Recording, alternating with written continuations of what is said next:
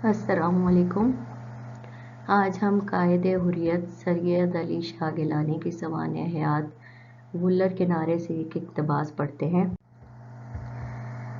Wöhler ایک میٹھے پانی کی جھیل کا نام ہے جو سید علی شاہ گیلانی کے جائے پیدائش کے قریب واقع ہے، اور اس اقتباس میں 1947 کے کچھ واقعات بتائے گئے ہیں۔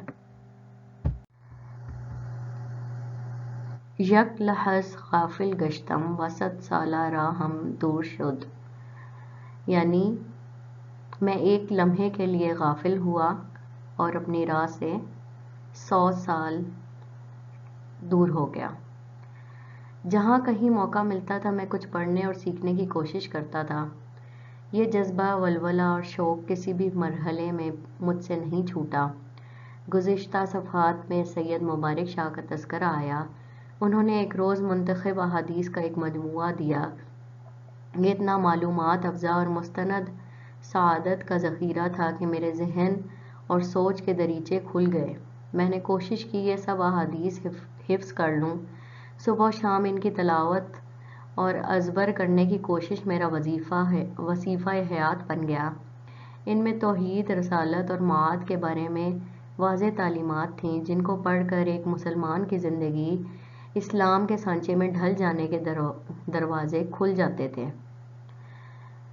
ان احادیث کا اثر میری پوری زندگی پر چھایا رہا۔ شرک سے اجتناب، اللہ تعالیٰ کی ذات، صفات، حقوق اور اختیارات کی واضح اور غیر مبہم انداز میں تفہیم اور تلقین اس کتاب کی نمایاں خصوصیات تھیں۔ میں نے اس کو حرزِ جاں بنائے رکھا تھا، مگر زندگی مختلف پگڈنڈیوں پر محو سفر تھی۔ معلوم نہیں کہ یہ سرمایہ مجھ سے کہاں چھن گیا۔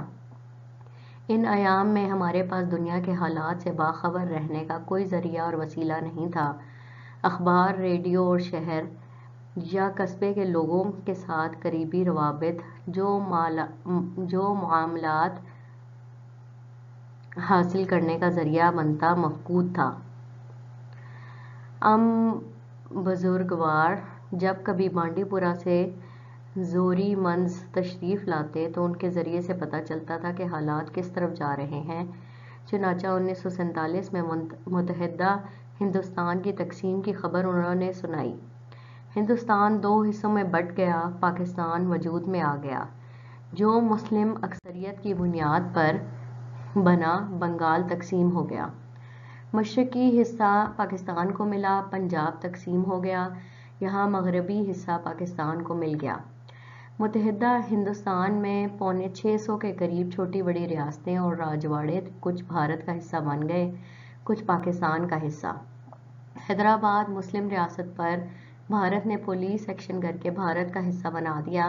جوناگڑھ ایک ریاست جس نے پاکستان کا حصہ بننے کا فیصلہ کیا، یہاں بھی بھارتی حکومت نے پولیس ایکشن کر کے اس کو راجستھان کا حصہ بنا دیا۔ جموں کشمیر مسلم اکثریتی خطہ تھا، یہاں کے لوگوں کی اکثریت پاکستان کے وجود میں آنے پر بہت شاداں اور فرحاں تھی کہ ہم اب پاکستان کا حصہ بنیں گے، مگر یہاں کا مہاراجہ ڈوگرا خاندان کا آخری راجہ اگست کے بعد کوئی فیصلہ نہ کر سکا۔ اس پر بھارت کے نیتا آن جہانی گاندھی جی نے تقسیم سے پہلے ہی ڈورے ڈال دیے تھے۔ شیخ محمد عبداللہ بھی جیل میں تھے، ان کو رہا کرنے کے لیے مہاراجہ پر دباؤ ڈالا گیا، چنانچہ ان کو مہاراجہ کی وفاداری کے عہد کے ساتھ ستمبر میں جیل سے رہا کر دیا گیا۔ لوگوں کو امید تھی کہ وہ پاکستان کے ساتھ الحاق کی حمایت کریں گے، مگر ان کو انڈین نیشنل کانگریس نے 1938 سے ہی سیکولرزم کے پرفریب جال میں پھنسا دیا تھا، اور وہ مسلم لیگ کی سیاست اور اس کے وجود سے متنفر تھے۔ انہوں نے حضوری باغ کی تقریر میں ایسے اشارے دیے کہ ان کے ذہن اور سوچ کا ابہام واضح ہو گیا۔ اسی اثنا میں سرحد کے قبائل نے کشمیر کا رخ کیا۔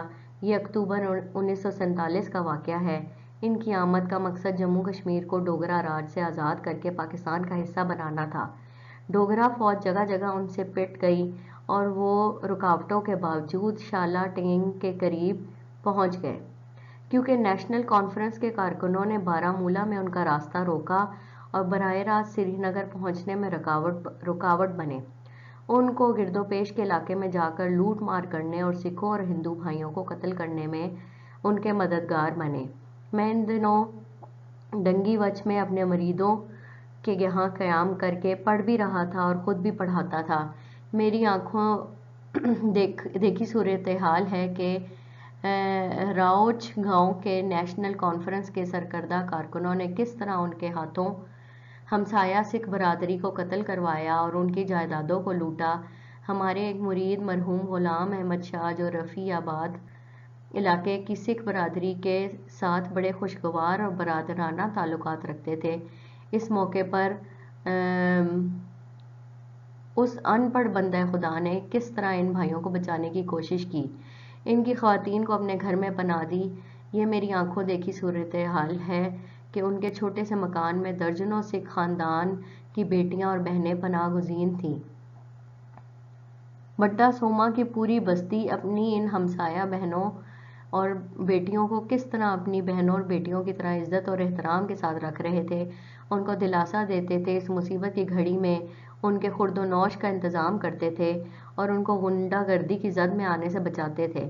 اگر بارہ مولہ میں ان قبائل کا راستہ بدلا نہ گیا ہوتا، وہ سری نگر پہنچ کر ایئرپورٹ پر قبضہ کر لیتے اور ہم ڈوگرا شاہی کے 7 سالہ مظالم سے بھی نجات پاتے اور نئے سرے سے بھارت کے فوجی تسلط میں جانے سے بھی محفوظ رہتے۔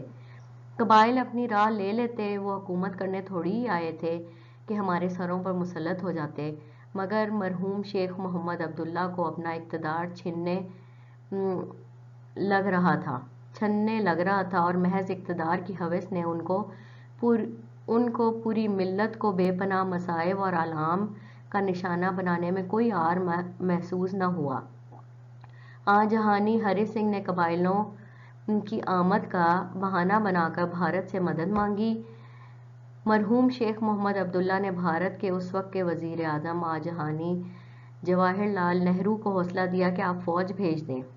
اس خاندان کے ساتھ ان کے قریبی تعلقات تھے، انہی تعلقات کی بنیاد پر انہوں نے نتائج اور عواقب سے لاپرواہ ہو کر ہوس اقتدار کا شکار ہو کر پوری ملت کو ناقابل تلافی نقصان پہنچانے کا ناعاقبت اندیش راستہ اور پالیسی اختیار کی۔ قبائل کی غلط اور جاہلانہ حرکتوں سے کوئی انکار نہیں، لیکن وہ عارضی مصیبت تھی۔ پورے بھارت اور پاکستان میں ہندو، مسلم، سکھ ایک دوسرے کا خون بہانے اور ایک دوسرے کی عزت لوٹنے اور جائیدادوں کو تلف کرنے کی انسانیت سوز کارروائیوں میں دیوانہ وار مبتلا تھے، یہاں تک کہ جموں کشمیر میں بھی ڈوگرا فوج ہندو فرقہ پرست اور مسلم دشمن قوتیں مسلمانوں کا خون بہانے میں مصروف تھیں۔ یہ سب کچھ مرحوم شیخ محمد عبداللہ دیکھ رہے تھے، مگر ان کی غیرت ملی تو دور کی بات ہے، انسانی جذبہ بھی ہوس اقتدار کے پاؤں تلے دب چکا تھا۔